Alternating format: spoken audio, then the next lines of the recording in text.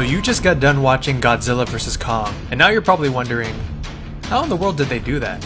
How did they bring a creature that doesn't exist to life and make it look so real? Stay tuned, because I'm going to tell you how the creative artists at MPC pulled it off. The biggest challenge that artists at MPC faced was the amount of details that was required to create Godzilla. Here's Klaus from MPC. So you get, okay, you have to do Godzilla, but how do you do it? How do you sculpt a lizard or a big creature like this? You're gonna see his foot up full screen, a nail is the size of a car. One of the challenges of this is, of course, you have to sculpt the whole thing. There's basically no hiding. Yeah, it's probably like one of the most heavy ZBrush sculpting. And as you can see, he's pretty, like on a big screen, this is pretty full on close up. So that was like one of the main challenges, you know, like all the detail that's in there. Because of the sheer size of Godzilla, the way they tackled the design with the director and producers of the movie might surprise you. You don't just sculpt all of Godzilla and then you present at the end and say, this is Godzilla, and now it's done. That's not how it works. So a lot of times we might work on a hand and you sculpt the nails and you present it. And the supervisor, who in this case was Guillaume, so you present something like that and he can then approve it. Or if it's something, a major change, like these fins that were down here were not in the original concept model, so they were added in later. So major design changes like this has to go through the director or the client. You work on it in stages, so you might say, no, okay, so now this is done, boom, so now we can keep going on the head. And then you might have Tomar or somebody who's doing concept modeling or concept sculpting, sculpt on the hand. You present that one, and then that gets approved. You can then move on to the feet or whatever. So the whole thing is dissected into sections and everything gets presented or everything gets approved per section basically. Before MPC worked on Godzilla, multiple concepts were created from different artists and different studios. Here's Ian Joyner. This image was never seen by the director because when he came in, the amazing guys at Weta had done, and other people, I shouldn't take away from anybody else who worked early on stages, but they had tons of initial designs.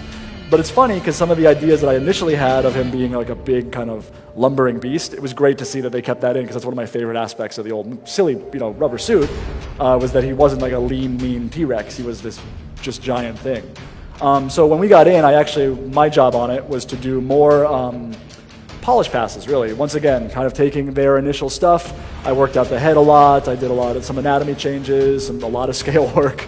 At this point, I've done a lot of scales. But it was a very fun project to work on. I love the character. So it was funny because we did a lot of work on the feet, the size of the tail, the size of the head. Initially, his head was like a little pea up there. And finally, they said, no, it's got to be bigger because he's going to be so scaled up, it's going to look like nothing up there. So there's a lot of work on just figuring out the right scale of things and then the right scales on things. So how did the team tackle all of the details of Godzilla while still staying true to the design language? If you've watched our previous video on how the artists at Disney designed their iconic characters, you might have already guessed it. You of course get the concept and you get the initial brief, and then you say, how do you do it and what do we need to be able to create this? Because we can't just, reference is one of the most key parts before starting anything. We have so many supervisors or maybe newer artists who come in sometimes and they start sculpting something or modeling something, and they present it, and the supervisors will always go, where's your reference? Yeah. So that's the thing, a lot of the times we might get a concept model and there might be some lines or some hints of design sculpted in there, but a lot of the times it's just a gestural thing or a rough thing.